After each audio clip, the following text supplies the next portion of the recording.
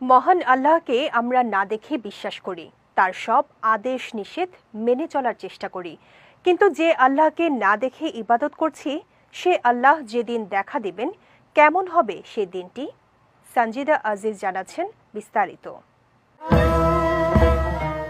হাসরের ময়দানে সব হিসাব শেষ হওয়ার পর বিশ্বাসীদের মহান আল্লাহ তাআলা জায়গা দিবেন জান্নাতে।